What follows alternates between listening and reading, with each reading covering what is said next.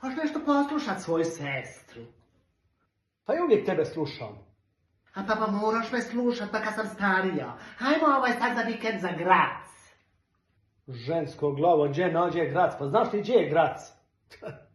O gluho bilo, pa šta ti misliš da sam ja nepismen da ne znam gdje je Grac? Pa u Austriji.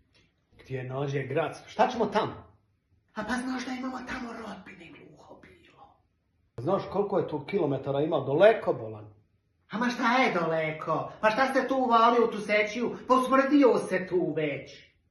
Ja se usmrdio. Pa ja sigurno nisam se usmrdio ko ti u toj vesti.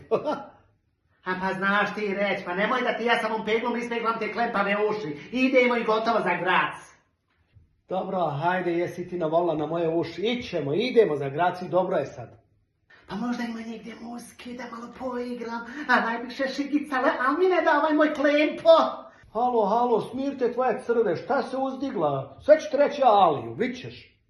Pa šta ti misliš da se ja bojim mog Alija? Pa nikad. Eto, drogi moji, znate vi šta je, dolazimo ja i moj brat za Grac u Austriju. Ako Bog da u subotu, pa možda ćemo se vidjeti njegde. Eto, nemojte šta zamrti, ljubim vas, Ojša.